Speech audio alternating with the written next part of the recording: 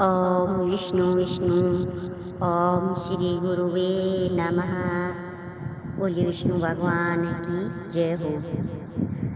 विष्णु इस माँ जागृति मंच पर लगातार हमारी आदरणीय बहनें बहुत ही अच्छे अच्छे शब्द के प्रति भावार्थ सरलार्थ बहुत ही अच्छे तरीके से अपने विचार रखती हैं।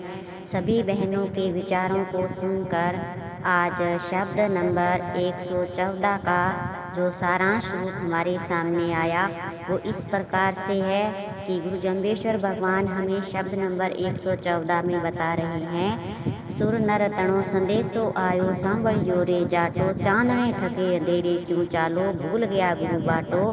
तो यहाँ पर गुरु महाराज बहुत अच्छा बहुत ही उत्तम में ज्ञान प्राणी मात्र के लिए पूर्व मानव जाति के लिए जो इतना अच्छा जो संदेश है गुरु महाराज ने जो ज्ञान दिया है वो बहुत बड़ा ज्ञान हमें दिया। हमें अपने विवेक से ही गुरु महाराज के शब्दों को उनके भावार्थों को जानना बहुत जरूरी है।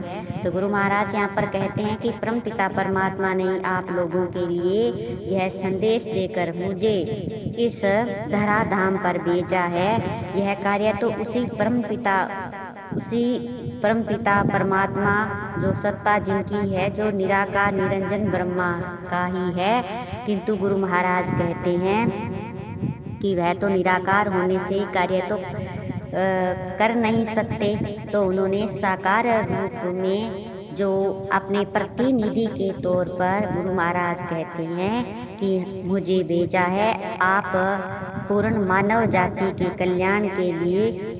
तो जो परमात्मा का भेजा हुआ जो संदेश जो खबर है वो मैं आपको बता रहा हूँ। और गुरु महाराज कहते हैं ऐसी खबरें देव मानव व परमात्मा जो गुरु महाराज कहते हैं वो कभी कभी ही ऐसी चीजें मिल पाती है। तो गुरु महाराज कहते हैं जाटो संभल जाओ, सावधान तथा सचेत हो जाओ, अन्यथा यह अवसर हाथ से निकल जाएगा। तो गुरु महाराज ने बहुत ही सचेत किया पूर्ण मानव जाति के लिए।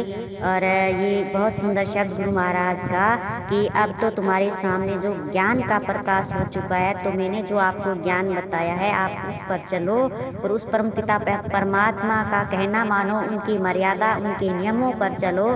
तो गुरु महाराज कहते हैं मैंने आपके इस प्रकाश में जब आप चल कर जीवन जो आपका जो व्यतीत कीजिए, तो गुरु महाराज यहाँ पर कहना चाहते हैं कि इस प्रकाश की वजह से अब तो तुम्हें भटकना नहीं चाहिए। यदि प्रकाश होते भी जानबूझकर अंधेरे में ही चलोगे तो फिर किसी का दोष नहीं देना। गुरु को बताए हुए जो मार्ग में से जो अवश्य ही आप जो गुरु महाराज कहते हैं कि जो परमपिता परमात्मा के कहे हुए मार्ग पर आप अवश्य चलोगे तो कभी नहीं भटक सकते। तो गुरु महाराज कहते हैं कि आप अपनी मर्जी से जो प्रकाश मैंने आपको दिया, प्रकाश के होते हुए भी अगर आप अंधेरे में चलते हो तो फिर परमात्मा को दोष नहीं देना, क्योंकि फिर जो आप अपनी जो आप कार्य करते हो वो तो आप उसके दोषी आप खुद ही होगे। अच्छा मार्ग चुनोगे तो परमात्मा तक पहुंच जाओगे, और अगर मार्ग गलत पकड़ लिया तो फिर भटकने का जो अर्थ है वो आपका अपना ही है। तो गुरु महाराज कहते हैं कि इस भटकने का जो अर्थ है आपका वो अच्छा नहीं होता है। तो गुरु महाराज बहुत सुंदर हमें ज्ञान दे रहे हैं। नीर थके घट थूलू क्यों राखो, सबल भिगो वो खाटो, मागर मणिया क्यों हाथ विसाओ, काहे हीरा हाथ विसाटो।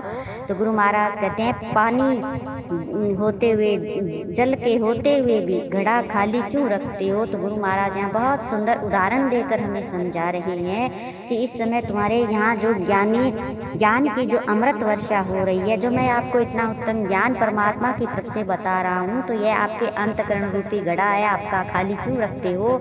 ये मन बुद्धि चित्त अहंकार ज्ञान के लिए जो ये तरस रही हैं, तो जन्म जन्म के प्यासे है, तो इनको गुरु महाराज कहते हैं ये तो ज्ञान अमृत से तृप्त कीजिए, ये ज्ञान से ही तृप्ति मिलेगी। तो गुरु महाराज कहते हैं बार बार पूरा बल लगाकर छाछ को क्यों बिलो रही हो, जिसमें कोई किसी प्रकार का घी जो एक बार निकल चुका है वो बार बार दोबारा बिलोने से नहीं निकलेगा, ये आपका जो परिश्रम है वो व्यर्थ है।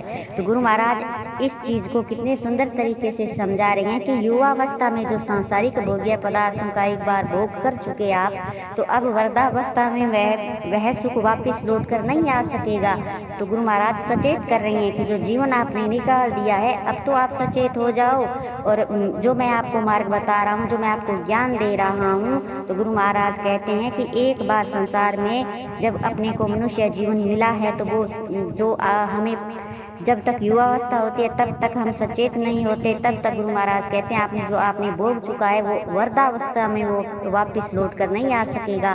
तो गुरु महाराज कहते हैं कि प्रथम बार का सुख द्वितीय बार लौट कर कभी नहीं आ सकता, उसके लिए बार बार परिश्रम करना भी व्यर्थ है। तो गुरु महाराज कहते हैं कि मागर के चीड़ी मैनिया जो कोई विशेष सुंदर जो टिकाऊ नहीं होते, तो उनके अपने हाथों में आप लेकर प्रसन्न होते हो, तो श्रृंगार रूपी जो भी चीज़ें हैं वो नकली बनाते हो, तो उस नकली में आप खुश क्यों हो रहे हो?